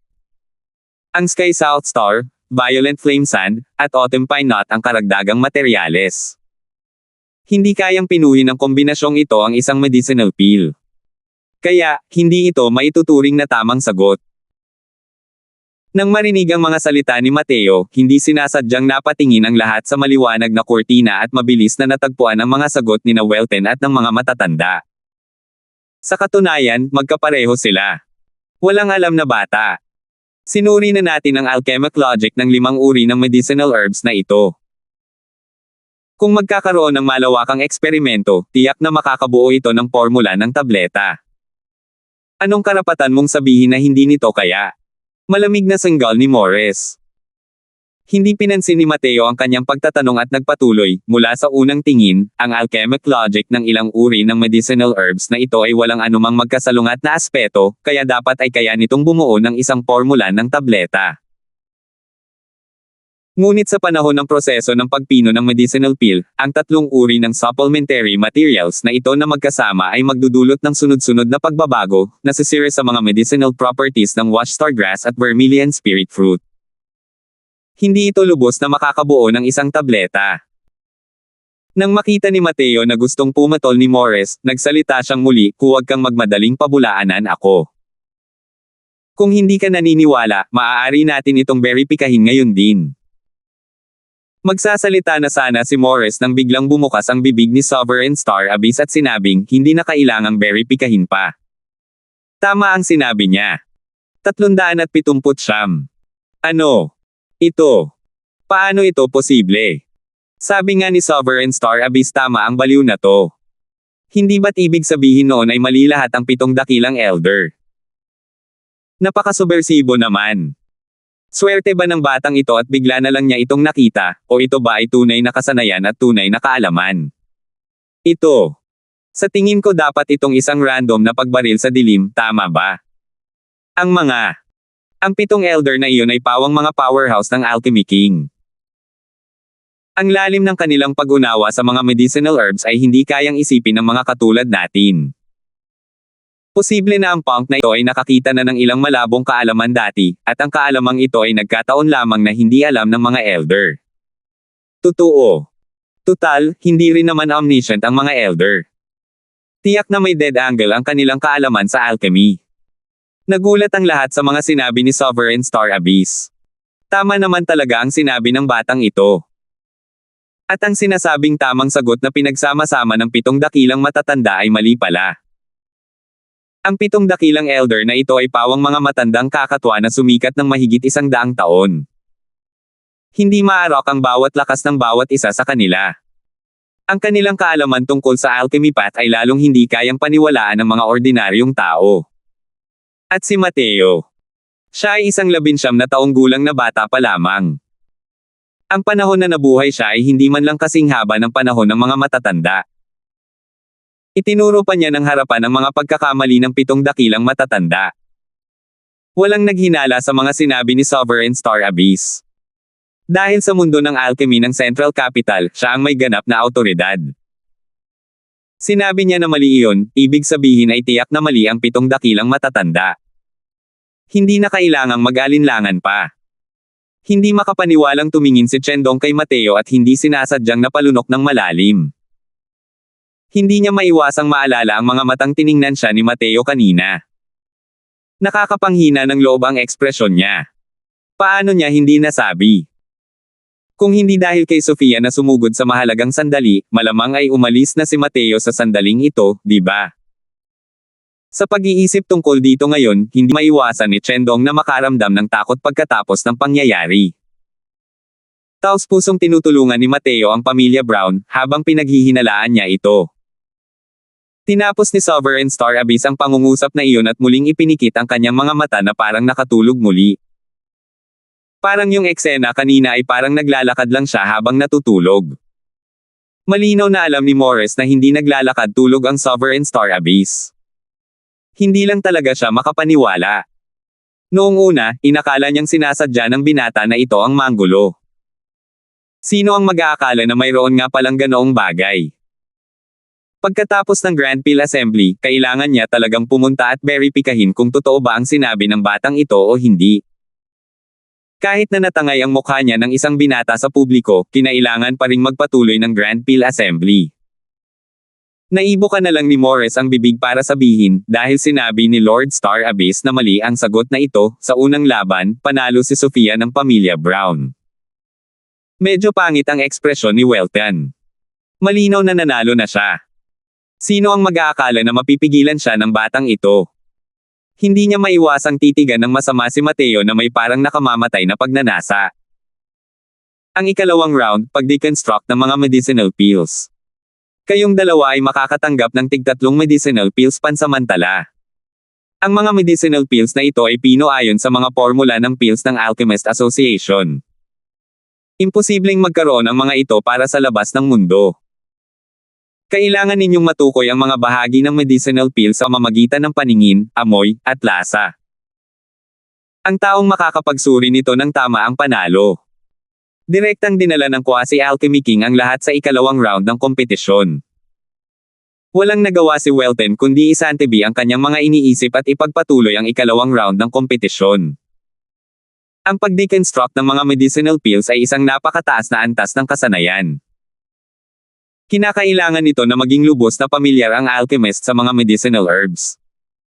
Ngunit ang katumpakan ay mahirap garantyahan.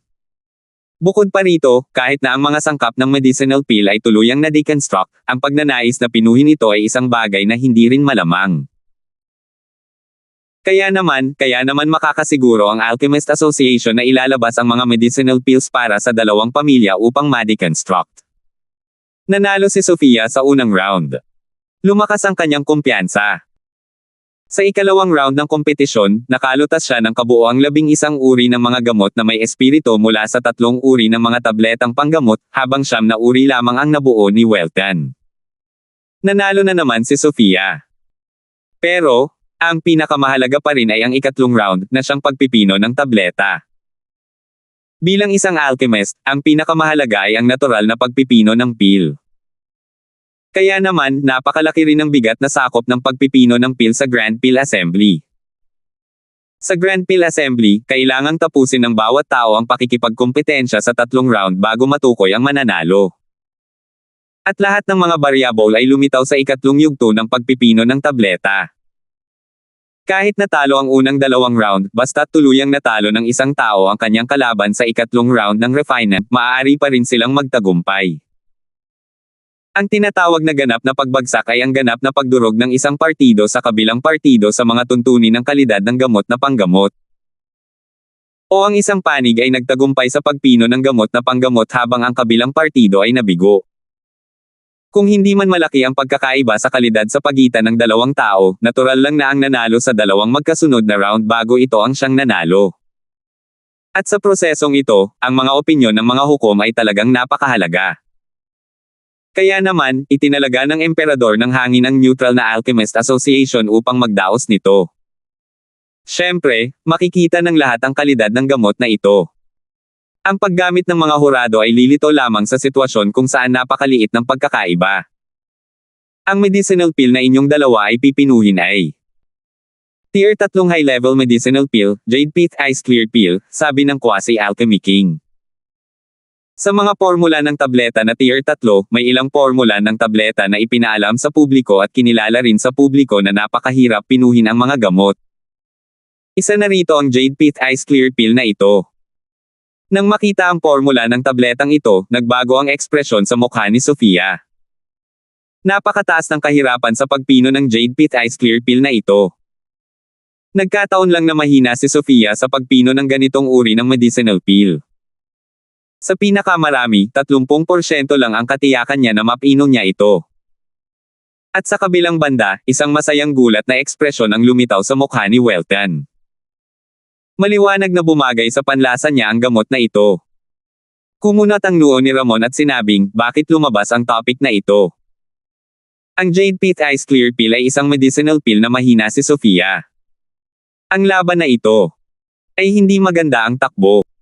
Seryoso rin ang ekspresyon ni Chendong habang sinasabi niya, napakataas ng pangangailangan ng Jade Pit Ice Clear Peel para sa pagkontrol ng apoy. Pero ang kahinaan ni Sofia ay ang pagkontrol ng apoy. Talagang nakakaabala ito. Lumapit si Sofia sa harap ng koaling panggamot at huminga ng malalim. Ngunit hindi sinasadyang tumingin ang kanyang mga mata kay Mateo at natuklasan na kasalukuyang nakangiti sa kanya si Mateo. Bigla, bahagyang gumalaw ang daliri ni Mateo, na bumubuo ng isang selyo. Hindi napigilan ni Sofia ang mapanganga nang makita ang sitwasyon. Naisip niya, hindi ba ito ang selyo na binura niya noong pinipino ko ang VasTuber Essence Stimulating Peel? Ano ang ibig niyang sabihin? Biglang naalala ni Sofia ang naramdaman niya noong araw na pinipino niya ang VasTuber Essence Stimulating Peel. Kahit pagod na pagod siya ng mga oras na iyon, ang ganitong pakiramdam ay napakabanayad. Maaari kayang ang ibig niyang sabihin ay, ang hayaan akong mahanap ang pakiramdam noong araw na iyon habang pinipino ko ang VasTuber Essence Stimulating Peel. Pero, ilang beses ko nang sinubukan pagkatapos at patuloy pa rin akong hindi makahanap ng ganoong uri ng estado. Naisip ni Sofia sa sarili. Pinapakalma ni Sofia ang kanyang emosyon, at sa wakas ay sinimulan niyang galawin at pinuhin ang Jade Pit Ice Clear Peel. Inihahanda ang mga halamang gamot at pinipino ang nakapagpapagaling na embryo, hindi naman ito mahirap para kay Sofia. Sa baitang na ito, mas mahusay pa ang ginawa niya kaysa kay Welton. Ang pinakainaalala ni Sofia ay ang pagiging pino. Wala talaga siyang gaanong katiyakan. Kailangan kong pinuhin ang Jade Pit Ice Clear Peel. Kahit na low grade lang ito. Malamang na ang level ni Welton ay puro middle grade peel lang kahit na mahusay siya sa ganitong uri ng medicinal peels. Hanggat hindi masyadong mahina ang medicinal peel ko, mananalo ako, nagngingit-ngit si Sofia at palihim na pinatibay ang loob niya. Sumenya si Sofia gamit ang isang kamay. Lumipad ang embryo ng gamot papunta sa koaling panggamot. Unti-unting tumaas ang apoy. Sinimulan ni Sofia ang pagpipino ng Jade Pit Ice Clear Peel.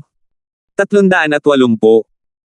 Kahit ginawa niya ang lahat para pinuhin ang Jade Pit Ice Clear Peel, hindi nagtagal matapos itong magsimula, medyo naging magulo ang ritmo ni Sofia. Ang pagpipino ay isang gawaing labis na nakakaubos ng lakas ng pag-iisip. Napakarami ng mga aspetong kailangang asikasuhin. Ito ay pagpipino lamang ng isang tier 3 medicinal peel. Noong pinipino ni Mateo ang tier 9 na medicinal peel sa kanyang nakaraang buhay, isa lamang itong napakalaking proyekto. Ang pagpipino ng isang medicinal peel sa loob ng isang buwan ay isang bagay na normal. Pero, hanggang sa kasalukuyan ni Sofia, ang Jade Pit Ice Clear Peel ay isang napakalaking hamon pa rin para sa kanya. Lahat ng naroon ay eksperto. Isang tingin lang at alam na nilang hindi tama ang kalagayan ni Sofia. Sofia, may talento ang batang babaeng ito, pero napakabata pa rin niya sa huli. Sinuri ng isang elder ng Alchemy King ang kanyang kakayahan. Ang pagkontrol ng apoy ay nangangailangan ng napakagandang pagkontrol ng enerhiya ng asensya. Hindi ito trabaho sa isang araw lang. Para kay Sofia, ang babaeng ito ay mahirap nang gawin ang hakbang na ito. Oo. Ang landas ng pagkontrol ng apoy ay walang shortcut. Maaari lamang maging napakametikuloso sa pamamagitan ng maraming pagsasanay. Si Welton ay mas matanda sa kanya ng ilang taon sa huli. Sa aspetong ito, mas mahusay ang kanyang pagganap kaysa sa kanya. Mukhang determinado na ang mananalo sa laban na ito. Malinaw na hindi positibo ang tingin ng ilang matatandang iyon kay Sofia dahil lumitaw na ang mga palatandaan ng kanyang pagkatalo. Ang mga eksperto sa Alchemy King ay mga eksperto sa Alchemy King naman. Kahit na tanungin sila ni Mateo, nandoon pa rin ang kanilang lakas at paningin. Naramdaman ni Sofia na lalong nagpupumiglas siya. Ang medicinal peel sa loob ng medicinal cauldron ay lalong naging hindi matatag, na may posibilidad na maging isang walang silbing tableta anumang oras. Pero sa pagkakataong ito, bigla niyang naramdaman ang isang selyo na nakapasok sa kawayang panggamot nang hindi niya nakikita, dahilan para mapatalon siya sa takot. Sa kanyang pagkataranta, muntik nang masira ni Sofia ang medicinal peel sa medicinal cauldron. Anong problema mo Sofia, tung babaeng to? Masyadong matindi ang essence energy wave kanina na halos masira na ang medicinal peel. Oo, kaunti pa lang. Pero, kahit na ganoon, malamang na napakahirap para sa kanya na iligtas ang gamot na ito, hindi ba? Halos sigurado na ito ay magiging isang walang silbing tableta. Nakita ko na ang babaeng ito na nag-refine ng mga pills dati. Kahit kulang pa rin ang kanyang mga kasanayan, hindi dapat lumitaw ang isang pagkakamaling tulad nito. Maaari kayang masyadong malaki ang pressure sa isip. Ang maliit na pangyayari ni Sofia ay sapat na para mawala ng malay ang maraming tao sa takot. Kailangang aminin ng isa na lahat ay may gusto sa magagandang babae. Hindi lang maganda si Sofia, kundi napakataas din ng kanyang talento sa alchemy. Natural lang na mas lalo siyang nagustuhan ng lahat. Bagamat mahina ang impluwensya ng pamilya Brown, hindi nito napigilan ang lahat na tingnan siya ng positibo. Para ikumpara ng mga alchemy kings na ito si Sofia kay Wenchang, makikita kung gaano ka-positibo ang tingin nila kay Sofia. Kaya naman, nang makita nilang nakagawa pala ng ganoong pagkakamali si Sofia, maraming tao ang napabuntong hininga habang pinipiga ang kanilang mga kamay. Gayunpaman, si Sofia sa gitna ng pagpipino ay hindi lamang walang kahit kaunting pagsisisi sa oras na ito, kundi nasasabik din siya hanggang sa puntong halos mapasigaw na siya. Ganito pala ang pakiramdam. Ganito pala ang pakiramdam. Natagpuan ko na. Natagpuan ko na. Tuwang-tuwa si Sofia sa kanyang puso. Ganitong pakiramdam ang eksaktong naramdaman ni Mateo noong tinurok niya ang selyo habang pinipino niya ang vast tuber essence stimulating pill. Noong nirefine niya ang vast tuber essence stimulating pill dati, gulo-gulo rin siya simula pa noong una, hanggang sa itinapon ni Mateo ang selyong iyon, na gumagabay sa kanya sa isang banayad na ritmo. Kalaunan, sinubukan din ito ni Sofia ng ilang beses, sa gustuhang matagpuan ang banayad na pakiramdam ng pagkontrol sa apoy. Ngunit lahat ng ito ay nabigo. Hanggang sa itinuro ni Mateo ang kamay na iyon sa kanya ngayon lang, sa wakas ay natiyak ni Sofia na sinadya talaga ang selyo ni Mateo. Hindi nagkataon lang ang pagpino niya ng vast tuber essence stimulating pill. Tinulungan siya ni Mateo na pinoy ng tableta. Kaya naman, sinusundan niya ang landas mula noong araw na pinipino niya ang vast tuber essence stimulating pill mula pa sa simula at patuloy na hinahangad na matagpuan ang pakiramdam na iyon noon. Ngayon, sa wakas ay natagpuan na niya ito. Oh! Hindi lang pala hindi naapektuhan si Sofia ng pagkakamaling iyon ngayon, unti-unti pa siyang nakarating sa pinakamainam na estado. Totoo naman. Mukhang may angking talino ang babaeng ito. Mukhang tumaas ng husto ang kakayahan niya sa pagkontrol ng apoy. Malapit nang maging epektibo ang medicinal pill. Malapit na talaga siyang maging matagumpay sa pagpipino. Talagang hindi ka panipaniwala.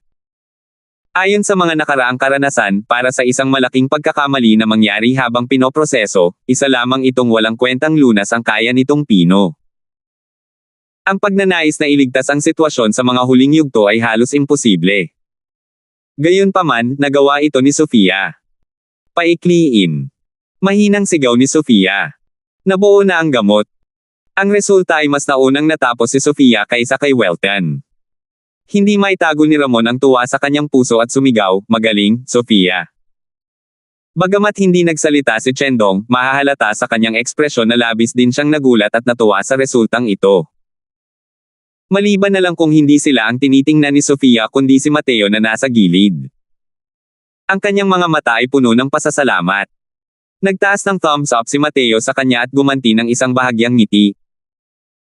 Sa oras na ito, wala na ang malamig at mayabang na dating ni Sofia, pero mukha siyang batang babae na pinupuri ng kasintahan niya. Namula ang mga pisngi niya. Nang makita ni Chendong ang eksenang ito, hindi niya sinasadyang napakunot ang noo. Ngunit hindi siya nagsalita. Hindi lang talaga maiwasan ni Chendong na palihim na maguluhan. Maaari kayang ang kakayahan ni Sofia na pinuhin ang medicinal pill na ito ay dahil din sa kakayahan ni Mateo. Ang batang ito. Ano ba talaga ang pinagmulan niya? Di nagtagal, matagumpay ding nahasa si Welton. Ang natitira ay iniwan sa 7 hari ng alchemy upang gumawa ng hatol. Ang 2 tabletang panggamot ay inilagay sa harap ng 7 hari ng alchemy. Nagtanong-tanong ang iilang tao ng ilang sandali. Binuka ni Morris ang kanyang bibig upang sabihin, ang pinino ni Welton ay middle grade jade pith ice clear pill, habang ang kay Sofia ay low grade. Sa ikatlong round, panalo si Welton. Hanggang dito na lang ang usapan, pigil ang hininga ng lahat. Ngayon, depende na lang kung kayang supalan ng lubusan ng medicinal pill ni Welten ang kay Sofia. Kung kaya nitong durugan ng lubusan ang sa kanya, may posibilidad pa rin siyang magtagumpay. Nakita ko lang si Morris na tumigil sandali, saka muling bumulong para sabihin, pero, ang medicinal pill na pininom ni Welten ay halos hindi umabot sa antas ng middle grade, habang ang Jade Pit Ice Clear pill ni Sofia ay halos kapantay na ng middle grade. Kaya naman, kung pagsasama-samahin ang resulta ng tatlong laban, panalo si Sofia. Ano? Paano nangyari iyon? Isang malaking pagkakamali ang nangyari kay Sofia sa gitna. Ang huling natapos na medicinal pill ay talagang papalapit na sa middle grade. Bulalas ni Farley. Kumunat ang noo ni Morris at malungkot niyang sinabi, pamilya ng pamilya Talon, kino-question mo rin ba kaming mga matatanda? Kung hindi mo pinagkakatiwalaan ang matandang ito, pwede kang pumunta at makita ang iyong sarili. Isa ka ring hari ng alchemy. Malamang na hindi mo man lang matukoy ang uri ng medicinal pill, hindi ba? Napuno ng galit na itinatago si Morris.